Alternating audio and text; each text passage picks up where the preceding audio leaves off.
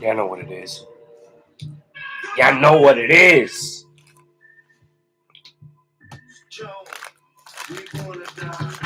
And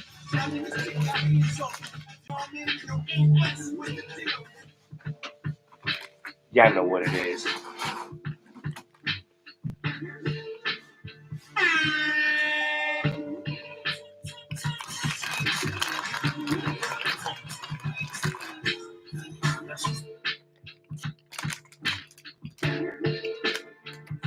Munchies.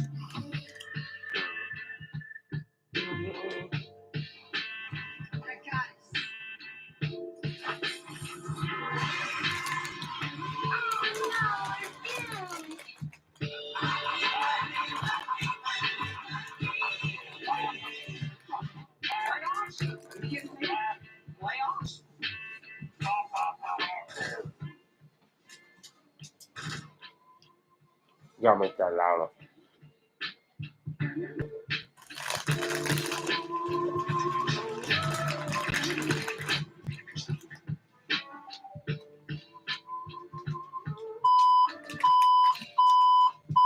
Wailing on the intro. Wailing on the intro. Yeah. Uh-huh. Yeah, the whole shit back here. That's how we feeling. Mm-hmm.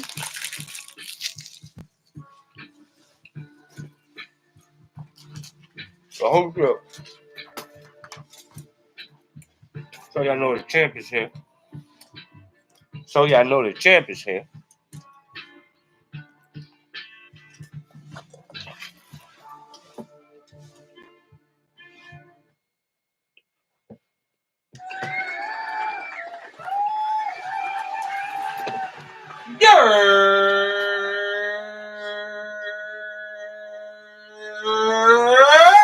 Yo. Yo, yo, yo. What it do, Scooby? What's poppin', baby? Y'all know what time it is. It's a gloomy, rainy Sunday afternoon in New York City. But you know, you are now live and tuned in to the Jones Hour. Dos veces. 2 times, bitches. Mm-hmm. And to the right of me, producer. Oh, wait. And Acid, what is the deal? Another one. My guy. Chilling here. It's been a good week, I guess, for some. You know what I'm saying? Mm-hmm. Others maybe not so much, but it's all right. It's all right and it's all good. God bless him. Yep. Because we still gotta push through. Yeah. You know what I'm saying? No matter what, still gotta push the fuck through. You know what I mean? And that's your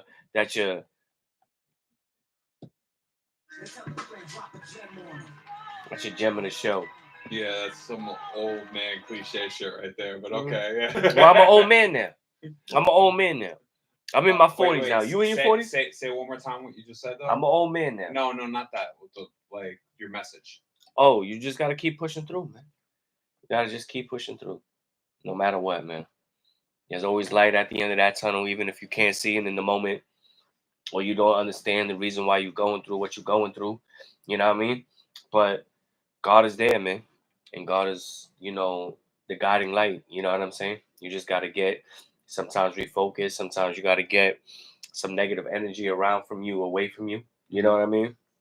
Sometimes that's people, sometimes that's jobs, sometimes that's family members. You know what I'm saying? And, you just got to do what you got to do, and you gotta make yourself the priority. You gotta put yourself first. You know what I'm saying? Because you're not gonna be able to be useful to anything else without dealing with your own shit first. You know what I'm saying? Then you could be an asset and there for those that love you and need you. You know what I mean? I mean, I wasn't really asking for it to be elaborated, but I was just wanted it to be like editable. Mm-hmm. So like that was perfect. I appreciate you for that. Thank you. You did a great job. Thank you, Mr. Acid. Yeah. We appreciate you here too. Yeah. It's gonna look heavenly. Don't worry about it. Yeah, because I'm here, man. Yeah. Straight up televangelist with this bitch. Yeah, man. Yeah. Diala Jones. Mm-hmm. Hallelujah. Yeah, but you're not rocking with us. I think we got to start. Not yet with Knicks and Dimes, but definitely. Where am I at with it? Oh man, can't find it. Ooh. There it is. Playoffs? What about playoffs? You kidding me? Brought to you by the Mandela's Corporation, aka Monsanto.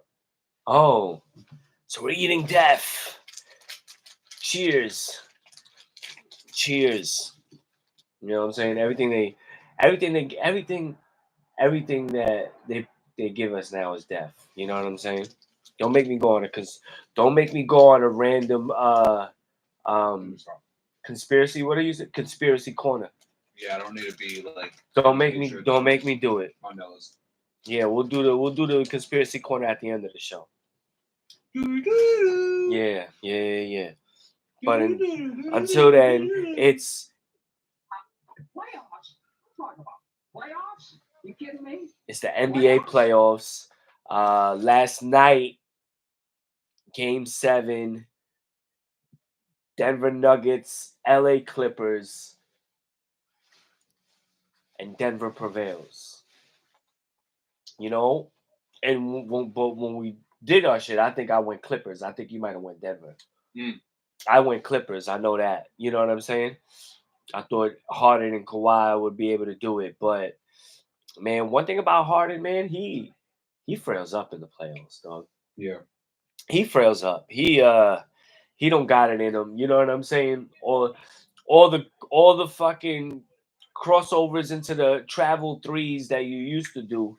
You know what I'm saying? All regular season, you don't do that at all, really, in the playoffs and shit like that. And you just become like you're able to have your moments, and a lot of times it's in the moments when y'all already killing.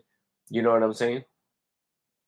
You know, y'all being up 12, you know what I'm saying, and Harden to drop 6 in a row. But y'all being down 3 and he can't fucking hit a layup type shit. You know what I'm saying? He can't hit a floater all of a sudden. He's great in fantasy. Great at fantasy. Yeah. Will kill you if you have him on your team in the playoffs because he has 0 clutch on him. Yeah. When it comes down to the line, he will screw you over. Mm-hmm. And he's proven that.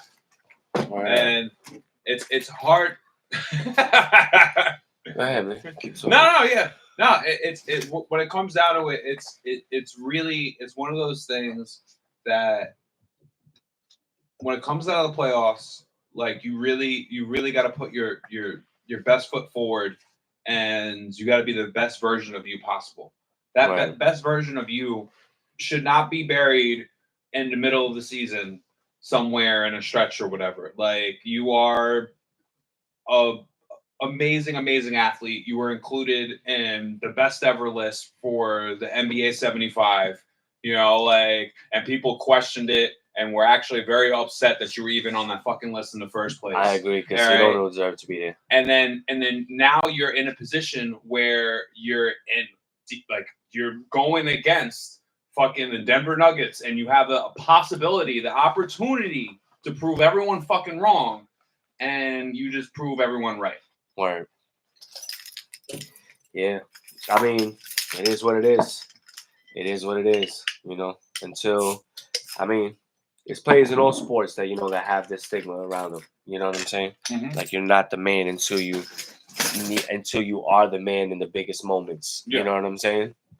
You know, until then, you're just maybe an all-star. You know what I'm saying? Yeah.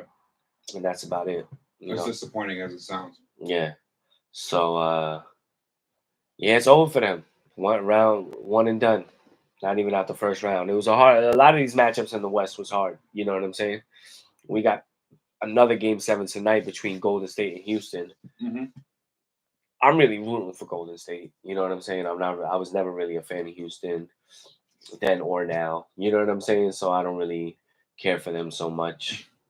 You know? So yeah, I think I like Steph. I've always liked this game. You know what I'm saying? Narrative-wise, I don't really necessarily think that Houston has to get past this. I just think that they look very bad, considering they had one of the best records in the West. You know? Yeah, but that's the difference. This is the learning curve for young teams. Absolutely. You know what I'm saying? Absolutely. You know, this is what we see with Detroit. You know what I'm saying? In this series, though, like we've seen Green look completely lost. Like just like embarrassing himself in certain circumstances. You know what I mean? Like, Mhm. and I really hope that he could have been, especially someone that has had him on a fantasy team in the past. Yeah, nah, he's horrible in fantasy.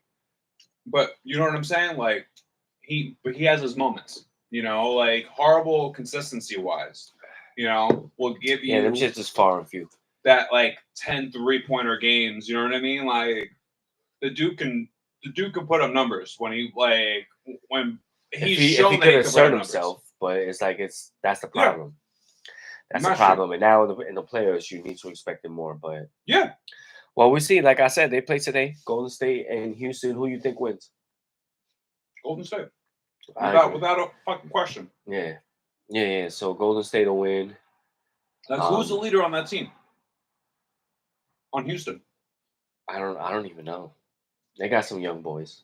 I know got some young cats. I know they got some young cats, but I'm saying who's the leader? You're Maybe not. Jalen Green. That's what I'm saying. If that's your leader, then you're gonna lose, bro. Nah, he's just young. He's just young. He's definitely young, but you can only. This is the first time I mean, the Houston Rockets were not this last season. You know, like this is kind of coming. I can't say it's coming out of left field. Like a lot of people have seen it coming. Like you could ask Kush. Kush is definitely a big Green fan. You know what I mean? But when it comes down to him, like he lacks consistency, bro. And not only that, defense is terrible. There's a bunch of other question marks on him. You know, and grit, determination, down the line shit. I just think that they got kind of like lucky this season when it comes down to it. You know, No, the coaching has helped. Definitely. Udoka. I mean, he fucked up with Nia Long, but he definitely knows some basketball. You know what I'm saying? Yeah, I guess you could say that. No question about it. You wouldn't know? even been in that position in the first place if you didn't know fucking basketball. You know what I mean? Yeah, with Nia Long, right? Yeah. Lucky ass thing. Anyway, you know what I'm saying? He's bugging, bro. She's like, we're not gonna go too much into it, but she's definitely like top 5 of the baddest. You know what I'm saying? Yeah. All time. You know what I mean? But yeah, she had like every rap song. Let's keep it moving though. Yeah, I know. I don't want to get sidetracked off the playoffs. Yeah. You know what I mean? So so Golden State probably wins. So they win, they go game 7, but now they gotta play Minnesota. Mm-hmm. Who wins that series? Minnesota. Without a fucking question, bro. If Minnesota wins, I believe it is now officially the passing of the torch as Anthony Edwards in that You still have to go against OKC. Top player of the game, top best player in the league type conversation. Absolutely. You know what I'm saying? Without a question, bro. Mm-hmm. Ant has like quickly become my favorite player in the NBA. Yeah, because he just they just wrapped up, LeBron and Luka. Yeah. You know what I'm saying? So LeBron and Luka is done. And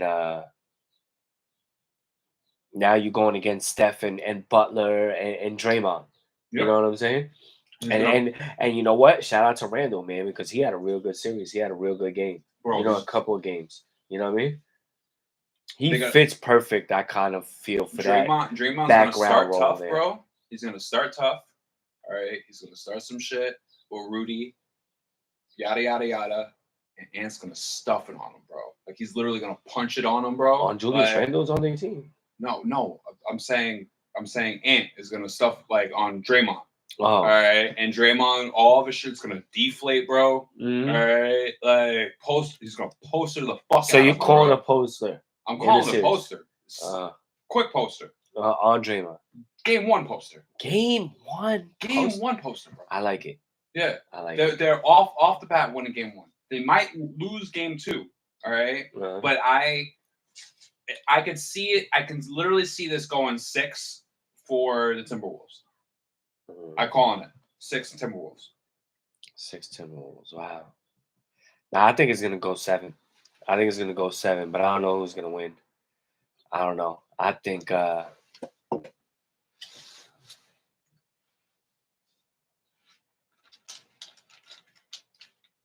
think you're right. I think it's the Timberwolves as well. You know what I'm saying? But in 7 games. Yeah. Timberwolves in 7 games. You know what I mean? Because Edwards is gonna be hard to guard. I don't think there's really anybody on Golden State that can hold him. Maybe Jimmy Butler. He would have to be the one to step up to guard him and shit like that. But if he steps up to guard him and has to now guard him the whole series, how effectively can he be offensively? You see, the thing with Golden State is that they have Steph Curry, dog. Yeah. And like at any moment, like his type of shooting, there is no defense for it. Because he could pull from almost anywhere. You know what I'm saying? Him being at the logo and pulling is like not out of the ordinary. You know what I'm saying? That's not like a prayer shot. That's his range and shit. Yeah. You know what I'm saying? And with a player like Steph Curry that could shoot like that, anything is possible. You know what I'm saying? Yeah. So like he's gonna be there to fucking probably win some games for them. You know what I mean? Like it's gonna be a tight series. You know what I mean? I don't know. Like when it comes down to it, Like I can't. It's like, and there's a part of me that doesn't really want to. I don't know where Steph is at. You know what I'm saying? He still looks like he's the man. You know what I'm saying? Like he's been playing still good. So I don't think he's ready to just be like, yo, let me let this young boy come up in here and put in work like that. You know what I mean? Minnesota will be the home team. I literally would have. I can see them just having Connolly on Steph the whole game. I don't know if that's enough. I don't know. We're talking about Steph Curry, man. He got top handlers. He put fucking Chris Paul in the blender. True. He put mad people in the blender. One, most experience on the team. All right.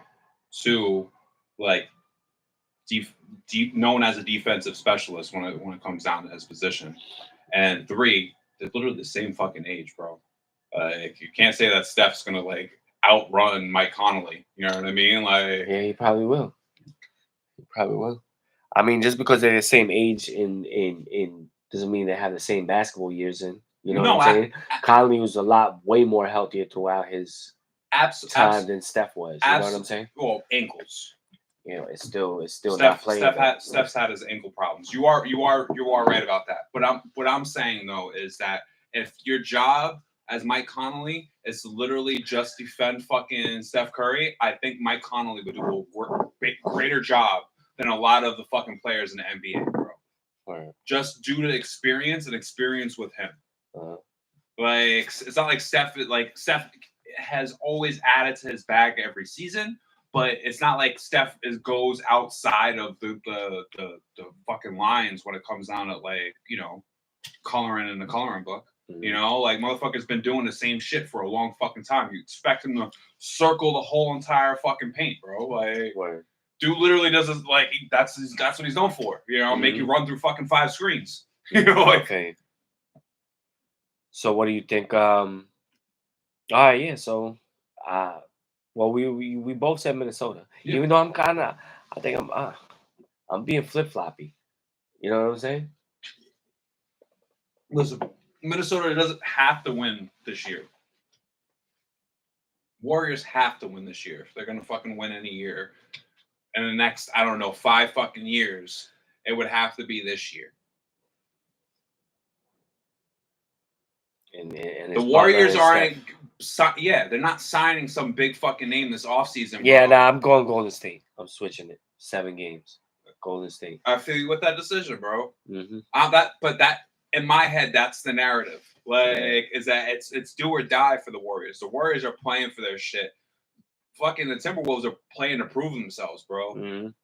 They already went into round 1 after going to the championship last fucking season. Mm-hmm. All right, fucking going around 1 and fucking like sitting there and being like the underdogs against the Lakers. Mm-hmm. Like that was a narrative to start the fucking round 1. Mm-hmm. And it's like, are you serious, bro? Like I went to the. It wasn't in the finals. No, in Western Conference Finals. Oh. Yeah, I figured. But you know what I'm saying? Like, dude, like we went all the way in in the Western Conference, and you're gonna doubt us to like say that we're gonna lose against the fucking Lakers in round 1? Like, that was a question mark by Anthony Edwards. Like after game 1, like literally, you're gonna look. We're the underdogs right now. Word. Yeah, I'll bug it. Yeah, no, you're right. You're right. Well, we'll see what's going to happen with that series. That's going to be, I think, probably the best series besides the Knicks. Mhm. You know what I'm saying? In the next Absolutely. round. Um, oh, the other West is OKC and Denver. Denver pulls up the upset yesterday. That's gonna be Not an upset, but it was a big win. So we see them. So now they're gonna play OKC. crazy matchup. Denver OKC. Yeah. You know what I'm saying? I think when we went through this matchup with our whole Western Conference breakdown, Yeah, our shit was a little messed I- up because we because did it a little of too the early. placement. Yeah. but I said that OKC was going all the way. You know, at Mhm. least against wasn't beating the Nuggets. Right. Or Or the Clippers. Nuggets weren't beating OKC. Mhm. Anyway, I still feel that way. Since they got rid of Malone, I don't necessarily feel like they are fit to go the long stretch in any way. Mhm. You know, even though Jokic is Jokic will do Jokic shit. He's still the best player in the fucking world right now. Word. You know, and people need to fucking recognize no matter what, bro, they still got the best player in the world on that team. You know, Yeah, nah, you can't front any him. sport, you could be the best player and will your team to the fucking championship, bro. It's basketball, bro. Facts. You can't do that in baseball. Word. Can't do that in hockey. You know, basketball, you can do that. Uh-huh. You literally draw triple teams. You know, No, you're right. So so who wins though? OKC. OKC. Yeah. Yeah, I feel so too. And I think we both had the consensus on that also. It's Denver's time. You know, they had their nice little run. It's OKC's turn now. You know what I'm saying? Yeah. You know, I I think you gotta pass feel- that torch. Literally feel OKC in 6. Denver's gonna have those games, but OKC in 6. Yeah. You know. Mhm. Now I think all of these series is gonna go like game 7s. I'm not even gonna lie to you. I think it's gonna be crazy. Even the Knicks Celtics. You know what I'm saying? I feel like except for no. We didn't get to the other last one on the East, but that's the Cavs Pacers. Yeah. I mean, it's clear that the Cavs is gonna win. It's just how many games, and it ain't gonna be 7. You know what I'm saying? It might be in 5. You know what I mean? Yeah. Yeah. Indy's gonna get one game in. They're definitely gonna get one game in. They're gonna get their, if not 2 games in. They'll get their home games, bro. Indy at home is definitely. Mhm. It's like fucking the Cavs at home. You Right. know, they go ham, bro. That's Facts. a weird. It's a weird part of the world. That's that Midwest shit, bro. Mhm. You know, they die hard for their fucking sports, bro. Mhm. Talking about that woo type people, bro. Right. You know, Nah, yeah, they loud with it. whole room full of white people going woo. Everyone's like, oh fuck, bro. Yeah. White people shit. Yeah. Yeah, well, I'm part white, so I get it. Yeah. You know what I'm saying? It works. Uh-huh. But yeah, it's gonna be over for them. It's gonna be over for them. And so now should we? I think it's time now. No, wait. We gotta talk. Let's end with that on the basketball shit. Uh-huh. But we got other shit to talk about. Like what? Let's talk about real quick. Let's give a moment to Greg Popovich and his incredibly long career as being literally one of the best coaches of all fucking time. Yeah. Shout out to him. Shout out to him. 28 fucking seasons in the NBA. Started in 1996. Well, as a head coach in 1996. Also came off as a dude that barely had any experience being assistant coach for Air Force and coming up under Larry Brown. Dude definitely one of the best characters to ever come or exist in the NBA, man. Facts. Anything to say about Greg Popovich?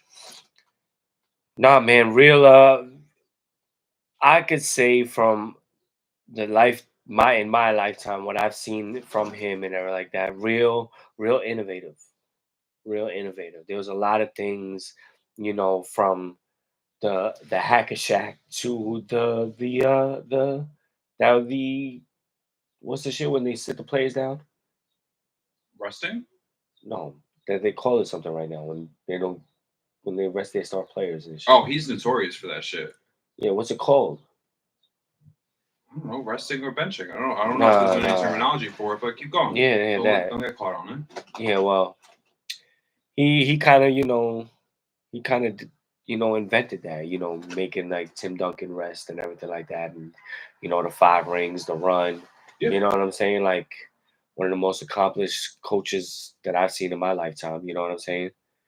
Hall of Famer, shit like that. You know what I'm saying? Yeah, I remember. Definitely one of the greats. I remember it was Melo era of the Knicks, and we blew the Spurs out, and fucking the chant, like we had them at like 30 something points in like the third quarter, fourth quarter. It was like late, like we literally blew them the fuck out in the Garden, and like we were chanting the score. Like that's how low their point was. Where the Garden was chanting their number, like how much they were like, and if they scored another one, it just literally just changed. The changed. You know. But him being so pissed, not wanting to talk to anyone. Next game, it was like literally they had like a back-to-back. I think they were playing like the Nets or something like after that, or they're playing Toronto or some shit. And fucking he benched everyone. He literally benched the whole entire fucking starting 5. They won that game and then went on like a 15-game winning streak after that. Like master manipulator of his fucking team, bro. No, he knows how to get the best out of his players. Yeah. Yo, what's good, bro? Winning, them coming back, they win the game after, him doing the press conference, going like, nah, but my starting 5 ain't worth shit. Yeah, like we won without them. He's definitely one of the greats, man. Pop, man. He's gonna go down as one of the probably top 5 greatest ever to do it in NBA coaches. Absolutely, 5 championships, man. Fucking outside of that though, like great personality, man. Like I'm a big fan. I'm a big fan, like character wise. Like there's never gonna be another fucking Coach Pops, bro. Yeah, word up. I was surprised that he's bouncing now, with the start of Wemby's career though. I mean, it's just popping off now. Like we'll still see him. Like he's only he's moving on he's just gonna be the team president. So we'll see him as much as we see or hear about him as much as we see or hear about Pat Riley. It'll be literally the same shit. Oh, okay. I think. Yeah, I guess it's the same shit. He's just controlling. But let's quickly talk about, because you would think that Hammond would end up being the follow-up replacement for him, and not only that, like I ended up WNBA job, right? Well, but outside of that though, like that was the report. So the report literally, like, all right, he calls his retirement. Okay, this is like 8:00 at night or whatever the fuck. I'm reading it. All right, and I'm reading the timestamp on the article. And then CBS releases an article about how she's in talks replacing him. Like, and it was like the article was released like 5 hours before that, like his retirement announcement. So, and she wasn't the fucking replacee. So, like, it definitely looks like there was talks for her to be like the one. But do you know anything about this dude? I have no idea who the fuck this dude is. Nah, I don't. But I mean, I guess they know what they're doing. Or if he's becoming the basketball manager or operations, I think they know what they want to do. You know what I'm saying? I think Becky Hammond at this point, she's gonna earn her spot. You know what I'm saying? She's gonna probably get some more rings in the WNBA and then transition to the NBA when the team is finally ready to give a woman a chance. You know what I'm saying? Yeah. I mean, they already did that. You know what I'm saying?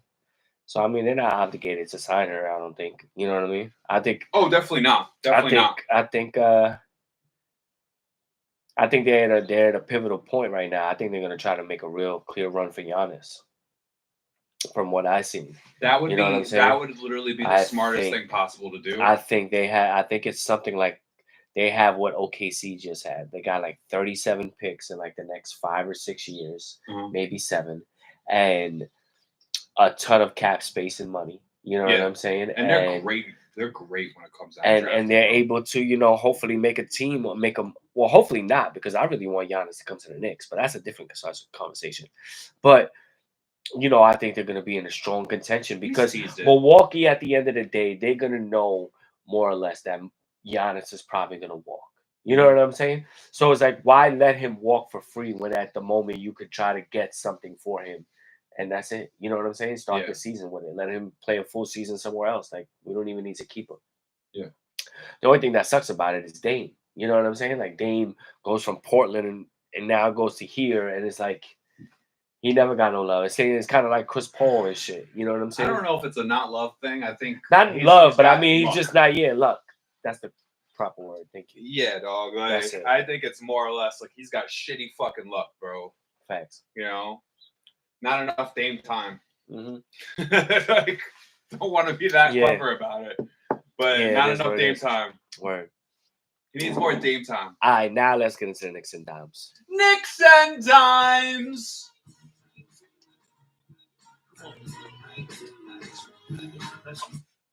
All right, so before we even get into any talk about the Boston series, big game 6, competitive game, back and forth like it's always been. Like, there's one thing I would say that has plagued the Knicks probably all season is the third quarter. You know what I'm saying? Like, they have strong first halves, and then after that, you know, they come out of the third quarter flat. Teams come back, make games interesting, where we've seen that, you know, multiple times in this series against Detroit. You know what I'm saying? It's like they knew that was their quarter, no matter how much they might have been down in the first half.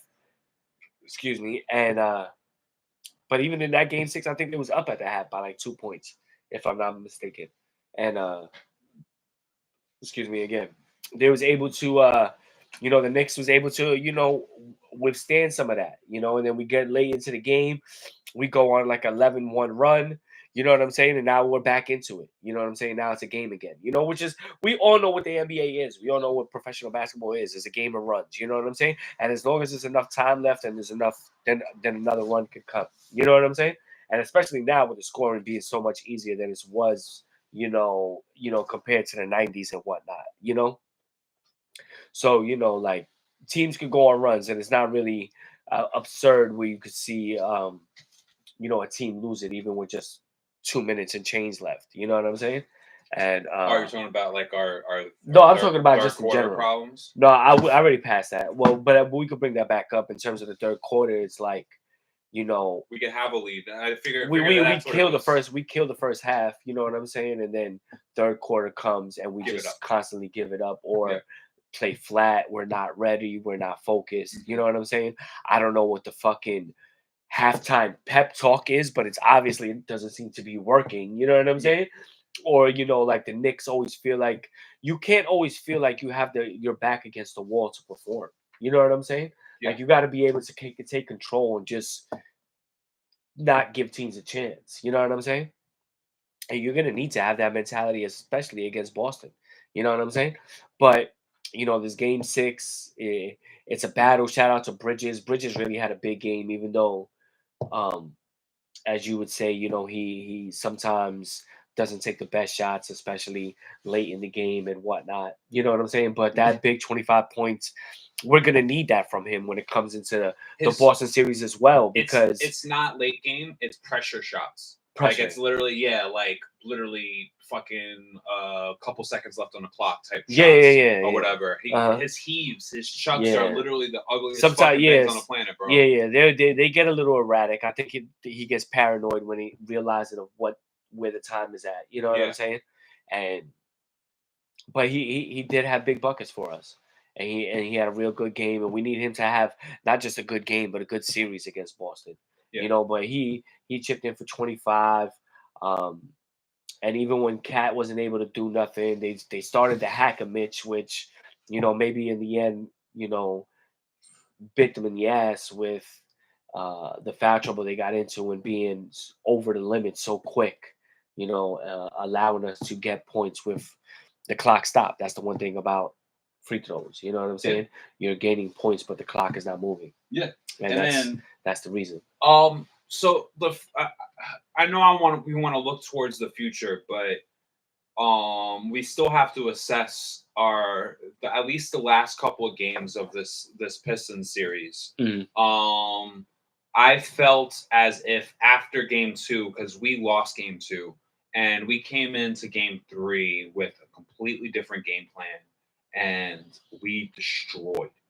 And that game plan just went out the window. And I understand that playoffs is about adjustments. They made their adjustments, and we have to make ours. But that does not mean that your second best player just stops being a fucking asset on your team. Yeah, you know, like he could arguably be our best fucking player. You know, like he's not a clutchest, but no, we know that he could arguably be our best fucking player offensively if you fucking put him in a position to be. You know, but if we're gonna continually just have him at the top of the fucking key where he's just sitting there with his arms open like this, and you're gonna run off screens on him, and he's wide open, and we're not gonna fucking like pass it to him, then shit like he's fucking useless. You know, like, and then we're going to like reporters and people in like just in general in the sports realm. We're gonna sit there and gonna question him and go, oh well, he had a bad series against the Pistons. That's bullshit, bro. Like I watched that whole series, every fucking game. I got to watch every game this series completely fucking through. All right, and we did not use him or utilize him correctly. You can't fucking have he's a center. He's not going to be a ball handler, bro. You have to fucking utilize a center correctly, whether that's running the game through the post or any other fucking way. Bro, if we completely change this shit up on them, the Celtics, it's going to completely throw their shit off. You know? Like, we built this team to compete and actually like go against the Celtics. This team has nothing to do with anyone else except the Celtics. This roster has nothing to do with anyone else except the Celtics. So this series, we actually have to utilize our powerful pieces. The reason why we have Mitch and Cat on the same fucking team. Play them both at the same fucking time and watch what happens. Start them both. Right. You know? I mean, we were talking about this a little bit earlier, but like, yeah, Mitch is not going to fucking give you the points. But when you have everyone else in the starting 5 averaging over 20 fucking points a game, then yeah, you need to fucking run that rotation. Put fucking Hart at that 6 spot. You know? Especially against this Boston team, because you know what I'm saying. Like, and the tools that we need to win the game, to win the series. You know what I'm saying, or at least be competing in the series. You know, OG has to guard Tatum. You know, Mitch has to be in. We have to play big. You know, we need to have that lineup in to combat of what some of Boston does, because Boston has Kristaps. They got Al Horford. They got other big men on their team. You know what I'm saying? And they have a way deeper bench that they trust than we do. And we've seen that already with Tibbs, because we haven't seen Achua. We haven't seen Shamet. You know what I'm saying? There's only been Deuce, Payne, and Robinson that have come off the bench into the game, aside from the starters. Absolutely. You know what I'm saying? So we're not going to see anybody else, I don't think, you know.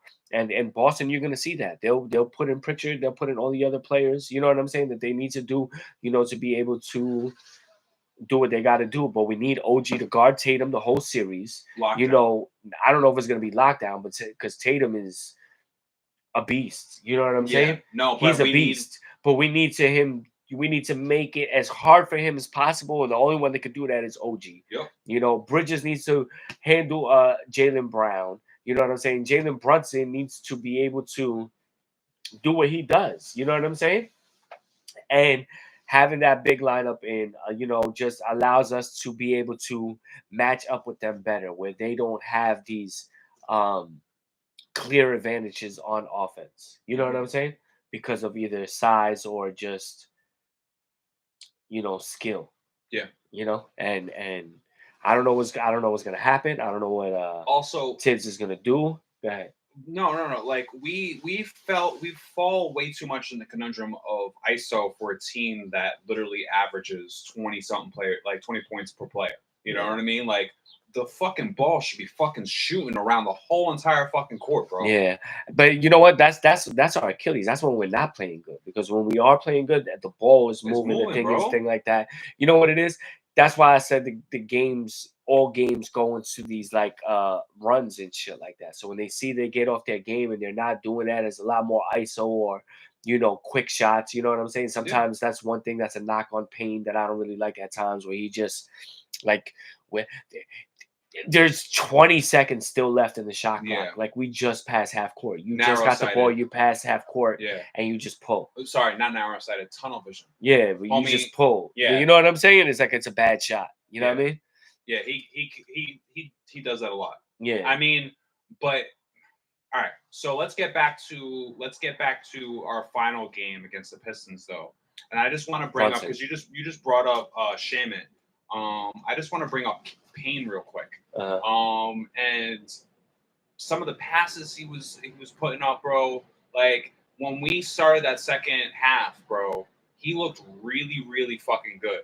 And yeah, there was a couple of mistakes here and there, but there was no major fucking like air balls. There was no, you know what I mean? Like there was no like dumb-sidedness. There was no him coming off his feet and throwing it out of bounds, or you know what I mean? Like a lot of mistakes are being made, and then those people weren't being pulled. But as soon as he made a mistake, it was like he was out of the fucking game, bro. Right. You know? And we had a situation where we had Josh Hart ended up getting fouled, and I was questioning why we were even. I mean, Josh Hart had fucking 4 fouls like almost the whole entire second quarter, and like my heart's just going like this, bro. You know, like because how much we play him, and he's not willing to fucking put in Shaman. He's not willing to fucking put Landry in. He's not willing to fucking put Deuce in to supplement that. Like we are literally, we're built. He's playing this like we're in last year's playoffs, and that's what's scary. And I understand, like, hey, it worked for us last year, but in reality, it really didn't. It didn't take us all the way. You can't just say, hey, we're just gonna add this player and then delete this player and this player, and it's gonna take us fucking farther if we do the same exact shit. No, it's not, bro. That's not how the shit works. That's not how shit fucking works. Yeah, Josh Hart is fucking clutch. He does clutch shit. He has big fucking boards. He shocked the world last playoffs, bro. But I can't sit there and go, that's going to be the dude that's going to be my starting 2. You know, if he's going to be putting up fucking 6 points or whatever in a half, I don't want him fucking being my starting 2. He's a fucking shooting guard.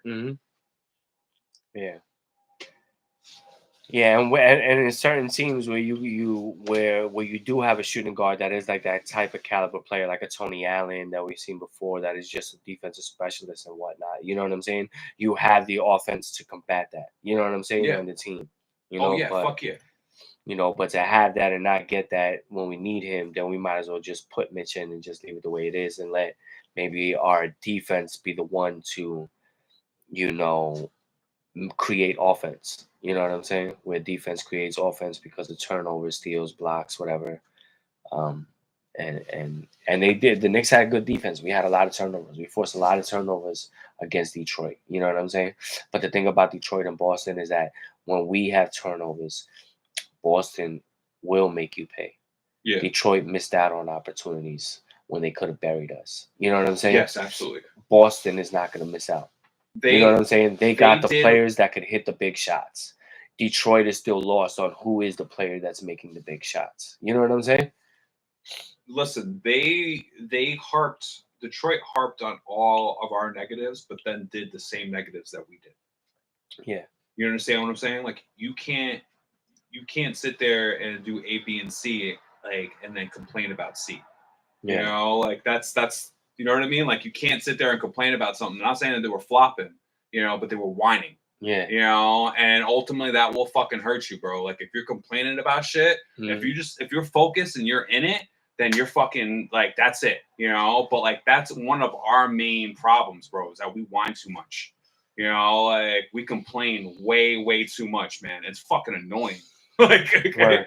I'm like looking at it like, yeah, we did get fouled, bro, but just keep it moving. Like, dude is gonna the refs are gonna look at you like you're a fucking asshole. Yeah.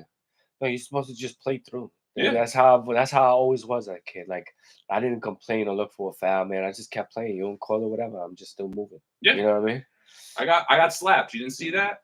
Whatever. That's it. You could say it, I don't have a problem with that, but you sitting there walking up to them, getting in their fucking face, sitting there going, Yeah, giving up on the play and shit. You know what I'm Yeah. saying? That's where it fucks up at. But it's all right though. You know what I'm saying? Like I think we'd have a legit chance to beat Boston. Mhm. But it's almost almost perfect basketball needs to be played every game. Absolutely. No stupid mistakes, no stupid turnovers, no dumb fouls. You know what I'm saying? Smart, solid basketball for 48 minutes with the right lineups at the right time and the right players, being depended on to score the basket at the right times as well. Um, and it could be the difference. You feel me? Yeah. So we'll see what happens. I need one goon. On the Knicks? What you mean? To identify? No, like literally someone that's going to be dedicated to beating the shit out of these fucking dudes, bro. Hopefully it's Achua. That's what I'm saying. Like, I Yeah. need one goon. Like, Uh-huh. we need one fucking person that's literally like, I'm tired of this shit. When you have that dude on the fucking court, why is he not on the court beating the crap out of people? Word. Fucking, who cares, bro? Like, if he gets fouled out, he gets fouled out. It's fucking Yeah. Chewy. You Yeah, know it's what I alright. mean? Uh-huh. Like, why is that not, I'm just saying, like, we need that. We need great defense. Certain people that are out there, like, we're gonna be playing like we're playing the Celtics. We need to be playing classic Knicks basketball, bro. Word. No, you're right. I want them to fucking fear coming here. No, you're right. You know, and then not only that, the whole team needs to be off the get, geared to go. Like, we're going against Boston, bro. Like, that's our fucking biggest rival. Outside of the Heat, bro, that's our biggest fucking rival. I don't want to hear shit about it. Mm-hmm. Like, we should be No, going for their definitely. fucking necks. Hell yeah. Hell yeah. You know, Wow. disrespecting these motherfuckers. Yeah, because there's no reason why now we're not to be competitive, because you know what we didn't have all season throughout, even though we lost to them every game, we never had a complete team. Even though there was times they didn't have a complete team either and still spanked us. Yeah. You know what I'm saying? But we never had a completely healthy team of the roster that we have right now. You know what I'm saying? Going against them. Yeah. So I think that's going to be the difference maker. I think they're not going to be ready for what we're gonna do, you know what I'm saying? Because they're not gonna be able to see it, and I think there is a chance that we can take game one, Yeah. you know, right out the bat. You know what I'm saying? That we could take game one on Monday. You know, as must see TV. You know, we're gonna be locked in. You know what I mean? Fuck yeah, bro. But we could take it. We could do it. All right, so what are you calling it? I like the fan in me. Like I said, it's going 7 games. Like I think a lot of these series, except for maybe that Cleveland Indiana series. You know what I'm saying? But I feel like Golden State, Minnesota, Denver, OKC, and this Knicks Boston series could all go 7 games. The winner, the fan in me wants to pick the Knicks, but the analyst in me is going Boston. Yeah. You know what I'm saying? That's it. And I'll be the other side on that, bro. What? The fan in you wants to be Boston? No. Oh. You're bugging right now, right? And the analyst in you says the Knicks? No, yeah, exactly. The analyst in me says the Knicks. Yeah, Right? and the fan in you says Just- fuck Boston? No, the fan of me is like, we're gonna fuck this shit up. That's the difference. The fan of me is doubtful that we're never gonna fucking be doing shit. Right? Oh, that's a clip right there. That's Yeah, funny. bro. Hell yeah. Yeah, word. Well, we see. We're gonna see. So I think that's it for the Knicks and Dimes. Knicks and Dimes. And it's funny because the same thing is gonna bring us into the New York baseball report. Fucking A, bro. We gotta go right in. We're gonna go into the Mets. They actually playing a doubleheader. Oh, 6-5 now. They just scored 2 runs because it was 6-3. It's the top of the 8th. Back in the baby. They in St. Louis. That's the Mets' first doubleheader since the last day of the season last year, where they wind up beating Atlanta to get into the playoffs. You know what I'm saying? So now, they literally just scored. Oh yeah, either a single or a double scored 2 runs. Who's that? Lindor running? That looks like Lindor running. Okay. Oh, they scrambling right now. They scrambling. 6-5. So Runner do we on want- first and second. 1 out. Oh, and St. Louis is making a pitching change here in the top of the 8th. right, Yeah, so let's so- go Mets, man. Doing their thing. They got a doubleheader today against the Cardinals to finish the series. They won yesterday. I mean, not yesterday because I believe it was a rain out yesterday, but they won on Friday, 9-3. They was the first team to 20 wins. Even though they lost the series to Arizona, Yep. their next series is actually in Arizona. So they got some. Back. Yeah, I think they're gonna get some payback when it gets to the D-backs, Mhm. and then they got maybe 2 light series back to back. Well, let me see. I think the Cubs are still actually a nice team right now. Yeah, the Cubs is in first. 21-13, only a game behind y'all. Mhm. And then the Pirates is in last place, 12-22. So you'll get that little after Arizona, you play the Cubs, but then you get a little home stretch against the Pirates. But then you go into a tough 9-game stretch between the Yankees, the Red Sox, and the Dodgers. Fuck it.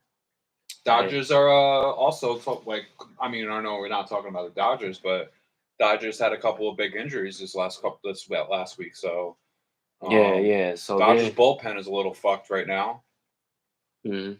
So I don't fear the Dodgers as much as I did, especially if their 2 biggest acquisitions this past off season just got injured. Yeah, now for you.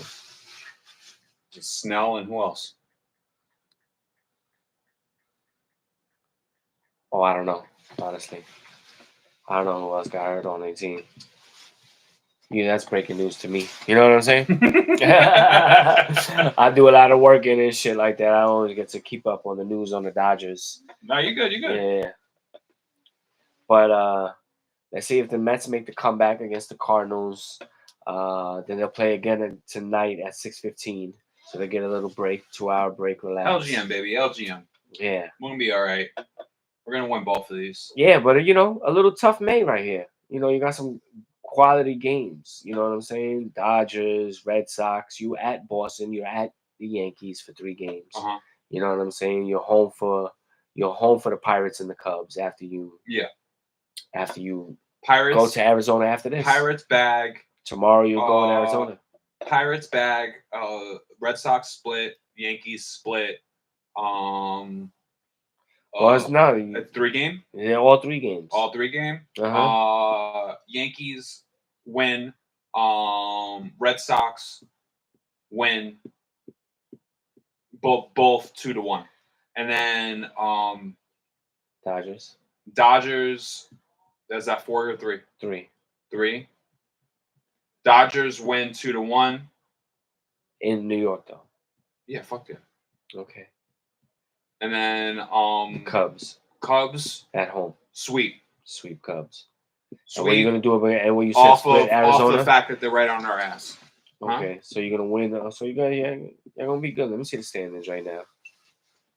Let me see the standings. Oh man, sorry, I clicked on the team. And if I'm wrong in any way, expect the over to be over. All right, so actually the Dodgers expect there to be more wins than loss, than what I said. If it's wrong. Dodgers is the best team in baseball. They got y'all by a game. They 23-10. Y'all 22-11. Cubs is 21-13. But Phillies 19-14 right there. Padres Giants 21-11, 21-13. This NL West is gonna be crazy. And I feel sorry for the Rockies. They're 6-27 already. It's the moment right here. It's the moment right here, Mr. Barrett. That was a ball. You're gonna walk them. They're either gonna walk them. Yeah, we watching. Oh, bases loaded now with the That's Mets. what I'm saying. Pete Alonso up. 1 strike. 1-0. 1 out. No, 1 ball. 1-0 count, 1 out. No double play. He's going for Okay, it. that's a foul. All right, 1-1 is the count. St. Louis, this is a big moment. You know what I'm saying? And Alonso, he's been solid. He's been solid for you. You know what I'm saying? He's been able to do things this season. Especially with Juan Soto ahead of him. It's been big. I think they might have walked Juan Soto just to get to Alonso. 2-1 now. Miss on another ball outside. But Pete's been able to, cash in this year. He's been able to cash in with the Juan Soto addition, Even though Juan Soto hasn't necessarily been the Juan Soto that we know in terms of hitting and whatnot, just his effect in the lineup and what he can do does have teams, uh, trying to work around him. You know what I'm saying? And that's probably why it has affected him. Like, the reality is that, Aaron Judge and Pete Alonso are not the same people. You know what I'm saying? Scared. They're scared. This is good baseball moments right here. Yeah, this is good. Live on the show. You already know you rocking with the Jones Hour.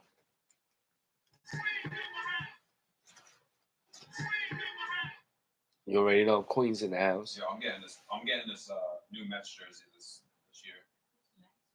Yeah, right? It's trash. Oh, he called a strike, 2-2. Caught the inside corner, 2-2. You're a hitter now, Alonso. You're a hitter now. You put you had the pressure on him. Now it's on you. You got to put the ball in play, baby. That's low. 3-2, full count. Woo!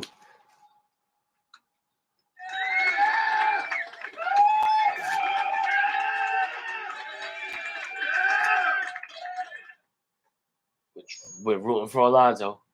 Oh, foul. All right. Staying alive. Staying alive. Staying alive. That's a real foul right there, though. Staying alive. Live play-by-play coverage. You know what I'm saying? This is an interesting Cardinals jersey with St. Louis on it instead of Cardinals on the chest. It literally says white. St. Louis underneath the bat. Oh, fouled it back again. Still 3-2. He's fighting. Alonso's fighting at the at-bat. He's putting up a fight. He's putting the pressure on the pitcher to make the pitch. You know what I'm saying? And he's getting pitches actually to hit. It's like I said, this is the Juan Soto effect of having him in your lineup. Oh, struck him out. Struck him out? Struck him out. Oh, I thought he got walked. K'd him. Wow. Caught looking. The box. Caught looking. That's crazy. That's outside the box. Let's see if they have the it looks close. Where does it land? Oh, that's right on the corner. It's exactly on the corner. That's crazy. You can't take that pitch, man. Like I said, you're a hitter. You're a hitter now. You got to protect anything close. You keep fouling it off. Who's this, Nimmo? He had it. Yeah, Who's this, Nimmo? Nimmo's my boy. Nimmo, it's on you. Still bases loaded, but now it's 2 outs, top of the eighth, 6-5 game. Mets already scored 2 runs. It was 6-3. Nimmo's already had a couple of Grand Slams this year. 1-1. All right, let's see what happens. Let's talk a bit about the Yankees now. That's right, we talking the Yankees. Yankees 19-14. But Boston right there. This division is gonna be tight. It's gonna be tight all season. Boston 18-17.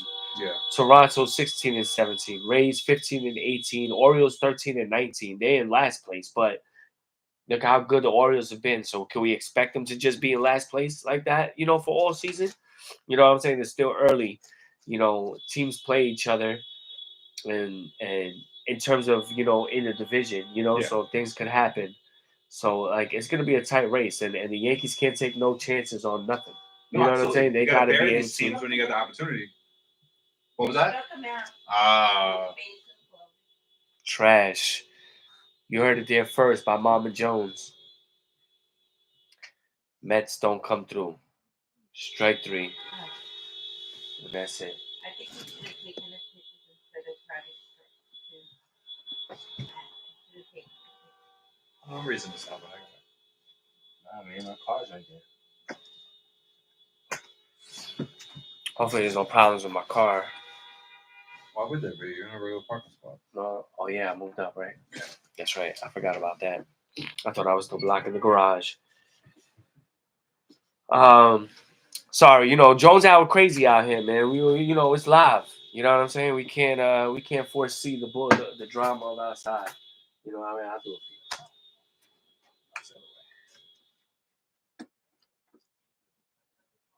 That's where I'm getting stuck. Papa Jones doing it. Proving everyone wrong out here. It's like, I'll do it for you.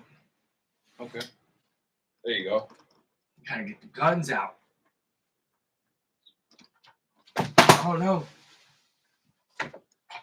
Jones fucking everything up. We live, baby. Yeah, it's Jones out. Y'all know what time it is, baby. Woo woo. Yeah. Maury! You are not the father. Thank the Lord. Yes.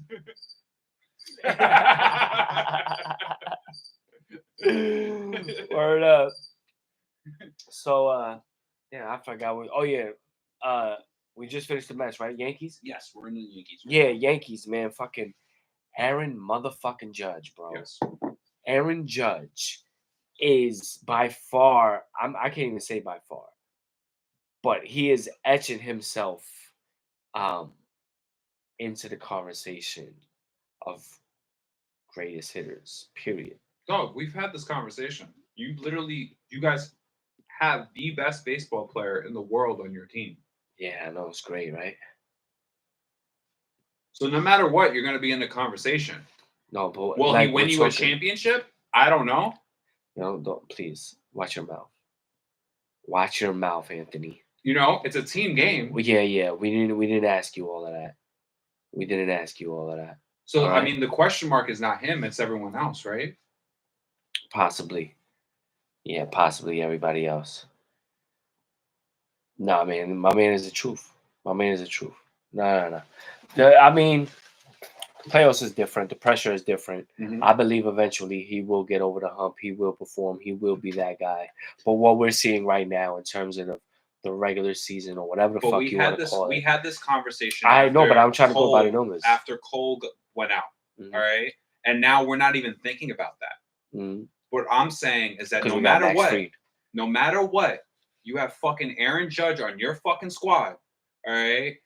It's going to be looking towards the fucking future, bro. Like there's never going to be dark clouds are going to be short notice when it comes down to the New York Yankees. Like you might have an off day here and there, but depression wise, I don't see you guys being fucking shitty and no matter what, while you guys have him on the squad. Mm-hmm. And he's there for the long term. So yeah, no, I feel you. No, we killing right now. He's killing right now. By the numbers right now, I get it, it's only me, but he's batting .432. Fucking crazy, bro. He has 33 RBIs. He has 11 home runs. He's batted in a 31 runs scored. He has 54 hits already. Yeah. And this is all in 125 at bats.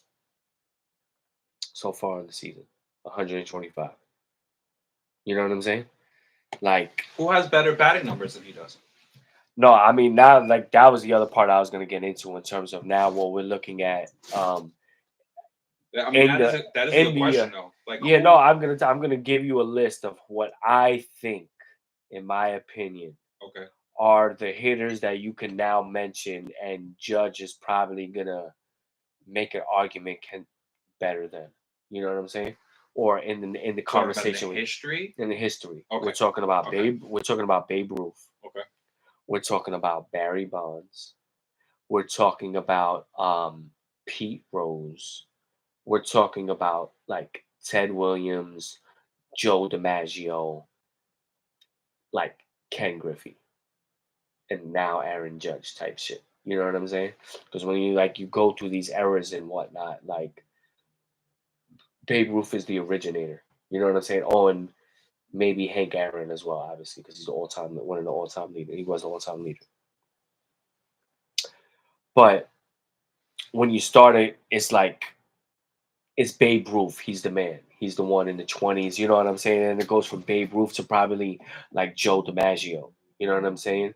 But with Joe DiMaggio is also Ted Williams, because the year that Ted Williams hits over 400, Joe DiMaggio also goes on a 56-game hitting streak. You know what I'm saying? Yeah. And it's the reason why the Yankees go from last place to first place. You know what I'm saying? In that season. You know what I'm saying? And it's kind of like DiMaggio gets the MVP that year. You know what I'm saying? Because of that hitting streak. And it kind of like trumps Ted Williams batting over 400. Like, we're looking at Aaron Judge as someone that could legitimately bat 400. Like, no exaggeration. You know what I'm saying? Now, when you pass that era, then you get into the Pete Rose. You know what I'm saying? And Pete Rose is like the hits leader. He also batted 400. You know what I'm saying? So like hard nosed, model player, even though Yeah. minus the gambling. Yeah. You know what I'm saying?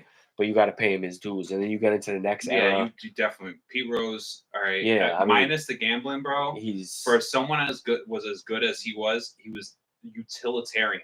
yeah, Like meaning like he had a large bag, yeah, and he would make you pay for anything, bro. Like yeah. Now he's a like beast. like Now he's a beast. He's out here stealing bases. You know Yeah, what no, I mean? yeah, no. Like, He was a go hard. He was you go know, hard. No time, no days I off. haven't seen Aaron Judge try to steal a fucking No, he base. does though. He does, but He, like he's up there. but you understand what I'm saying? Like when it comes down to like passion players or whatever, like Pete Rose is Aaron, like he does it. I'm not even lying. Like he really does it. Aaron Judge, he'd be stealing bases too.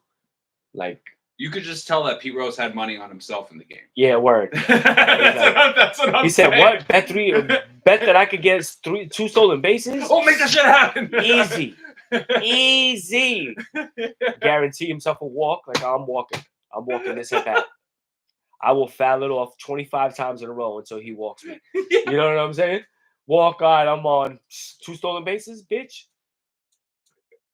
Big difference, bro. You know what I'm saying? Big fucking difference. Yep. So, Pete Rose, and then after the Pete Rose era, you get into probably like Bonds and Griffey. Yeah. You know what I'm saying? And we know what them two are about. You know what I'm saying? And now it's Aaron Judge. You know what I'm saying? And what we like last year, he finished batting 322. But like and this first 2 months of the year last year, he was so horrible, like he was batting like 2 something. You know what I'm saying? He had a real horrible start to the season. And it was the likes of Juan Soto that kind of like kept us in it and carried us along to be competitive throughout the season. You know what I'm saying? But now he's starting out to jump like this. Like he's definitely breaking records this year. I'm telling you that. Yeah. Right now. You know what I'm saying? And hopefully, I'm saying it to manifest it. Subway Series for the World Series, man. Mets Yankees. If that happens, or that whole week we rocking Mets and Yankees shit. Yeah. And I'm gonna be like, yo, fuck you guys. Fine. Fuck you. Yeah. Yeah. I'll be happy as hell. I won't. No, I will be happy. I will be happy. That means New York is on fire then. It's gonna be lit. Mm-hmm. But yeah, man, it's a glorious time in New York, man. It's really a glorious time. You know what I'm saying? After such a horrible football season, we have some redemption right now with the Mets, Yankees, and Knicks. You know what I'm saying? Even though the Knicks, are still up in the air, but the Mets and Yankees have started out really, really good this year, and we hope to, continue that. Looks like they're doing a replay. Yeah, I just see some leg stretching right now. Yeah. All right, so I think. I did want to ask a question to you in terms of the Knicks. In history, right now, we comparing the two careers. Who's been a better Knick, Jalen Brunson or Carmelo Anthony?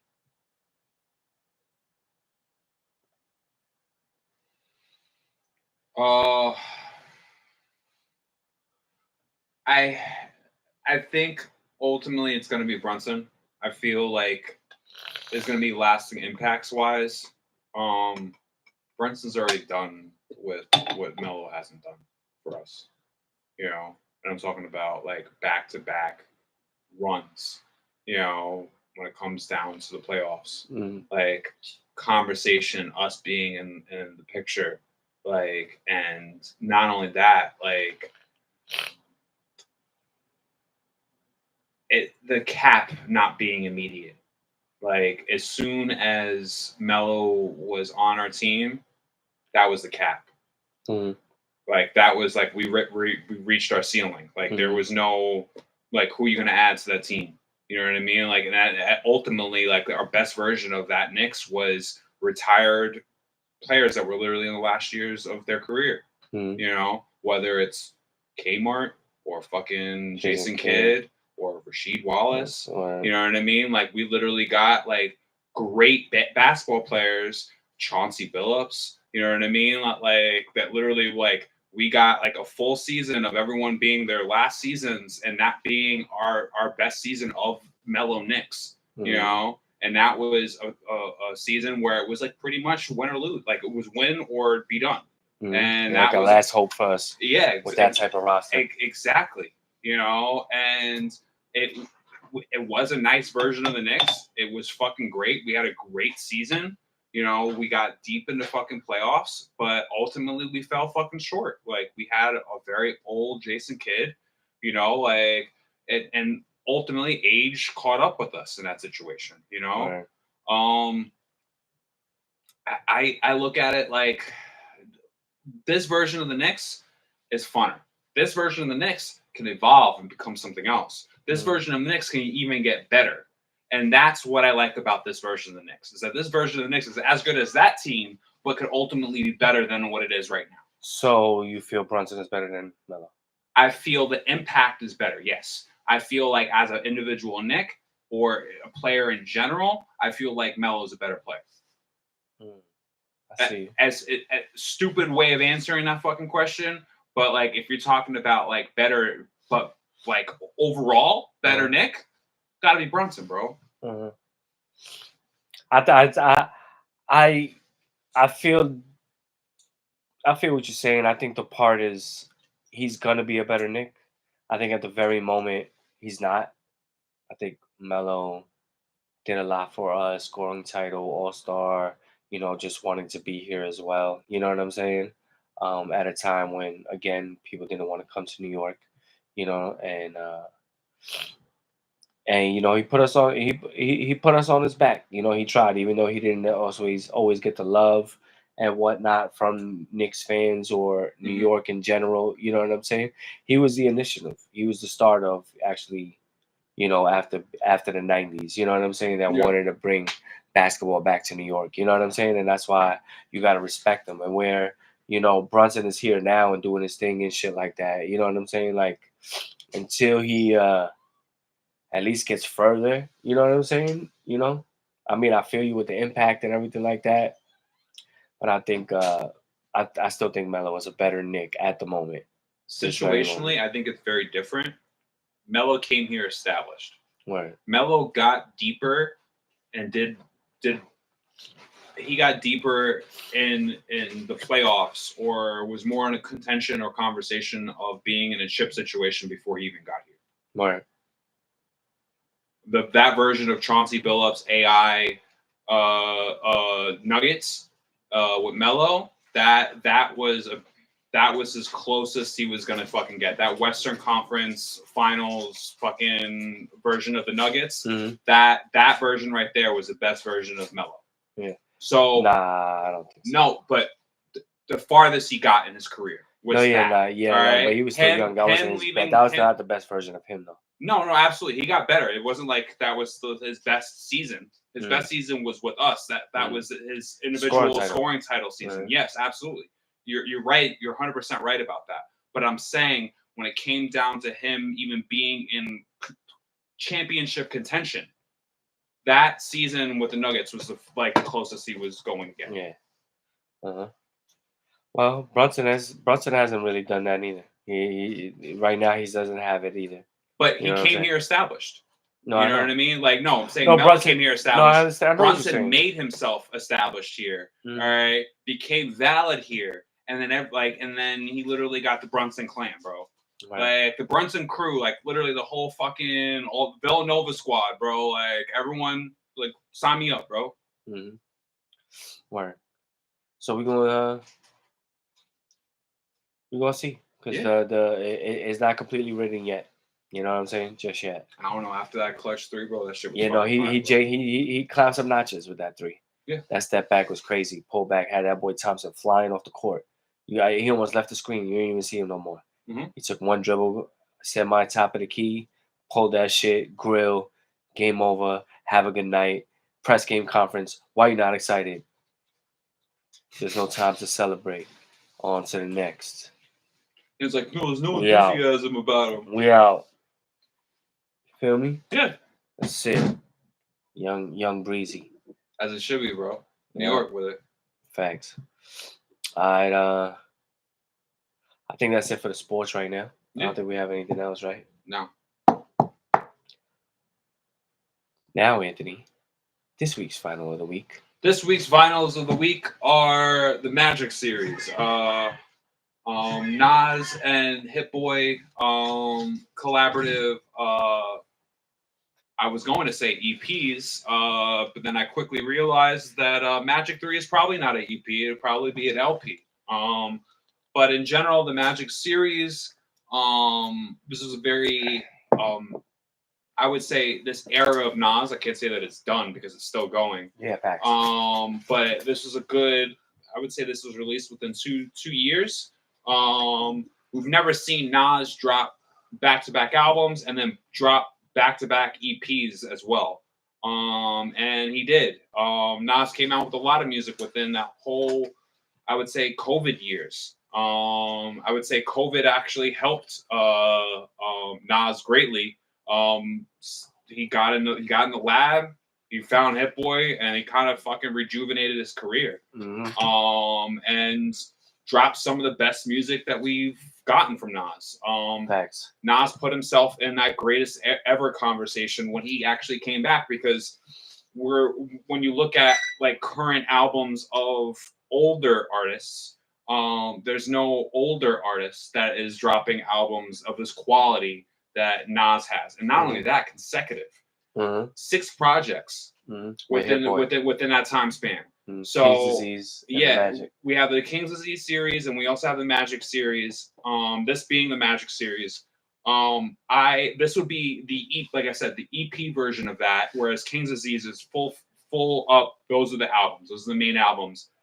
And you don't understand that terminology. I would say King's Disease would be Godson or Stillmatic, where Magic would be Lost Tapes.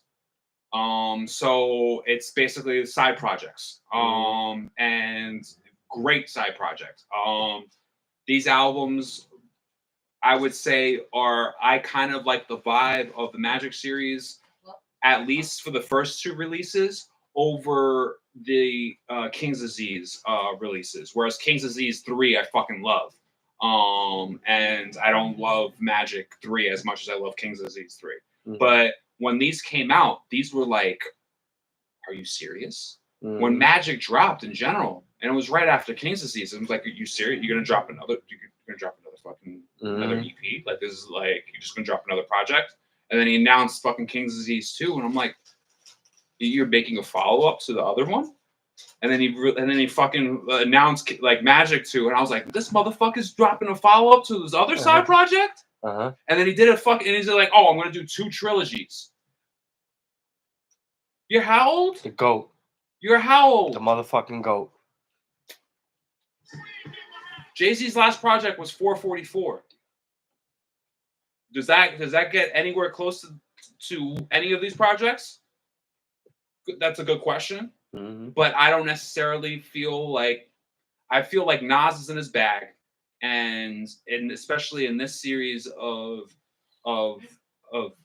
albums, or better yet, this just in general, this EP series, it's flawless wordplay.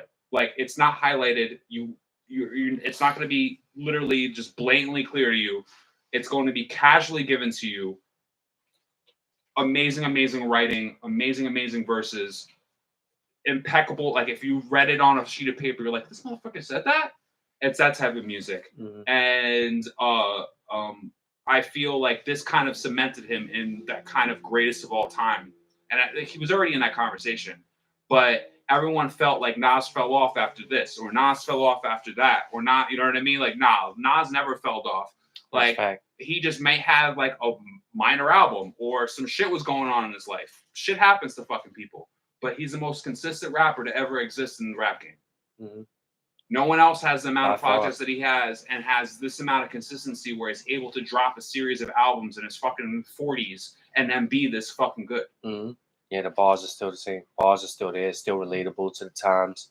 You know what I'm saying? Yeah. To me, he's the greatest hip hop artist or rapper there ever. That's why he is the GOAT. That's why he is who he is. You know what I'm saying? I'm just happy that he's from Queens. You know what I'm saying? And he does this. You know what I mean? Yeah, it makes us proud. When I see these, when I hear these projects, or I hear the King's Disease projects, it's like he started another trend again. In his 40s, he started another trend, because him doing all these shits with Hit Boy is why we got who was it? Common and who else? Pete Rock, right? Common and Pete Rock came together and made an album. Then Alchemist and somebody else came together and made an album. Then, I think Premier and somebody else came together and made an album. And now Premier and Nas is about to come and make another one. You know what I'm saying? So it's like, what it did, or somebody came with Q-Tip, I think, as well. I feel like, but it kind of like, wait, just let me finish the thought real quick. Yeah. That it kind of like put some of these people that we looked back on. It was like, these are our favorites. You know what I'm saying? To get back in the lab, to just get with one producer and just put out, like a little EP or LP or whatever it might be of tracks. You know what I'm saying? Because we know how talented these people are. Like, we've seen Havoc, we've seen Alchemist, we've seen Premier, Hit Boy, and others, where they just do that, and now these rappers getting back with them. You know what I'm saying? Styles P, Nas, whoever else. And for me, it's rejuvenating for hip hop, especially because the sound has been so much of the same that I hear, especially in the rap or like on the radio, or just with today's music of this, of like drill and whatnot. I don't even know what the other type of music it is. You know what I'm saying? Yeah. But it's like, what made me fall in love with hip hop was the message. Yeah. You know what I'm saying? Was what they were saying. What was being, put out to the masses. You know what I'm saying? And that's what made me be a fan of people like Nas, people like Tupac. You know what I'm saying? Aside from, the shoot 'em up, bang bang shit that we hear regularly. You know what I'm saying? I feel like sonically, your point is made. All right, where you could say that it's very necessary for a rapper to have an executive producer. This is the reason why Dr. Dre is as successful as he is with his projects. Sonically, everything's fluid because usually the sound is through one individual. And if it's not through one individual, like if the beat doesn't come through that person that's producing it, like as an executive producer, they have say so on how that sound sounds. Yeah, they are dictating on what they want at the end of the day. So when you look at Nas's recent projects, all that sonically is going through Hit Boy. So everything is going to bleed and sound a certain way. Even if it's not Hit Boy doing the producing, if it's Primo or someone else doing the fucking producing, or Alchemist doing the producing on the track, that sound is sounding a certain way because Hit Boy is saying it's supposed to sound that way. That's the job of the executive producer. So when Nas is at his best when in those situations. Like outside of like certain other, like, all right, you have Stillmatic and then you have, I would say, Godson, all right, that I would say are more or less driven emotionally. And that's the reason why they're so ill. Like Stillmatic is, you have your beef with Jay-Z, the single greatest fucking beef in hip hop history. All right. And then I would say Godson, you have the death of his mom. So sonically, those albums have a very, very certain tone. They have a bunch of different fucking beat makers and all that other shit on the album, but they're carried through the immersion, either like the emotion of the songs themselves. Whereas like Illmatic is the single greatest Nas album. All right, and that's through fucking what's his name from fucking Main Source. Main Source. Yeah. So like if you literally have one individual person doing everything, all right, and is the actual creator of the sound, then you actually have a sound. Without that, then you just have a bunch of people's sounds. We had this conversation earlier. Songs and shit, yeah. Like I listen, I love fucking hearing Swiss Beats like beat here and there on an album or whatever. But like I would rather that be on an album that's all a bunch of Swiss Beats beats. Because it just sounds off having a random fucking whoop whoop fucking Swiss beat out like song and an album full of, I don't know, maybe like some Jay-Z type shit where you have a fucking but like 12 fucking producers on the album. Yeah. It could be messy, bro. No, yeah, I feel you. After Rick Rubin and Swiss Beats or some shit. But even then, when it comes down to those, like say like the Black Album, that's executively produced by Rick Rubin. Like so that album is put together by Rick Rubin still. So they sat down and were like, this song's gonna go behind this song, and this song is gonna go behind this song. And you already know how Jay-Z's fucking mind works, where he already has everything pre-written in his fucking head. Yeah. And he knows exactly where he wants things and how he wants things laid out and things to sound. You know what I mean? Like, but right now, after all this, bro, after this series was said and done, like that's it. No conversation with me. Yeah, me neither. No conversation. Nas is the greatest. The GOAT. The GOAT. Point blank, period. Facts. I agree. All right, man. Nas, Magic Trilogy, final of the week. You went a little in there, but but it was necessary. Yeah, it was necessary. But that's another episode wrapped up. I believe it's episode 179. You already know what time it is. Jones and Acid. Jones Hour. Appreciate y'all for fucking with us. You're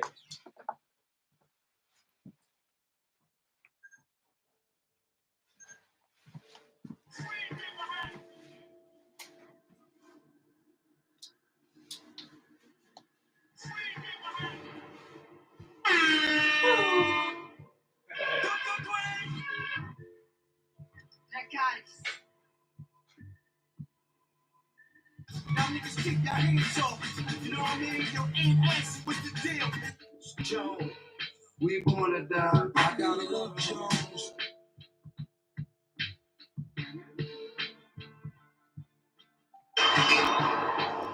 Are you not entertained? Are you not entertained? There's no way you are here.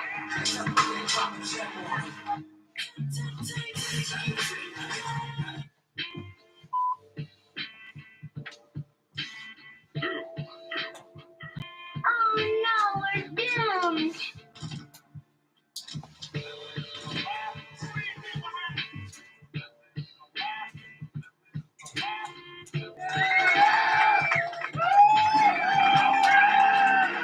Large Professor. Yeah. How am I not able to name his name, but yet name his even more niche group? So I really want that album. I didn't realize.